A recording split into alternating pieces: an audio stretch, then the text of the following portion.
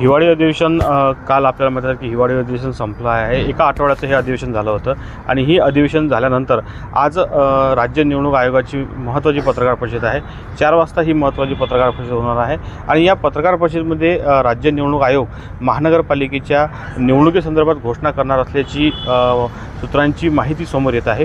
त्याच अनुषंगाने जर आपण पाहत असाल की आज अमरावती या ठिकाणी राष्ट्रवादी शरद पवार गटाचे प्रदेशाध्यक्ष शशिकांत शिंदे हे सुद्धा अमरावतीला आलेले आहेत आणि त्यांच्यासोबत माजी गृहमंत्री अनिल देशमुखसुद्धा आहेत. आज राष्ट्रवादीच्या वतीने शासकीय विश्रामगृह या ठिकाणी कार्यकर्त्यांची महत्त्वाची बैठक पार पडत आहे. आगामी निवडणुकीसंदर्भात कार्यकर्त्यांना कशाप्रकारे समोर जावं लागेल आणि कोणकोणते कार्यकर्ते या निवडणुकीसंदर्भात इच्छुक आहे या संपूर्ण आढावा बैठक या ठिकाणी सुरू आहे. त्यामुळे आता राज्य निवडणूक आयोग 4 वाजता निवडणुकीची घोषणा करणार का हे सुद्धा पाहणे आता महत्त्वाचे ठरणार आहे. मी किरण होले, जनविकास न्यूज, अमरावती.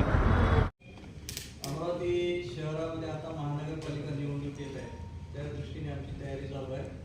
बरेचसे पक्ष आमच्या संपर्कात आहेत. आपण थोडे चालणार आहे. काम करताना चुका होतात, कमी जास्त होत राहते. माझ्याकडूनही काही चुका झाल्या असेल ती मी सर्वांची मागणी मागतो. पण माझा एकच उद्देश आहे की बस सगळ्यांनी एकत्र येऊन आपण हे लढलं पाहिजे. मी यांनी सुद्धा उचललं त्याला. आता आणि वेगवेगळ्या माध्यमातून आम्ही जनतेच्या संपर्कात असतोच.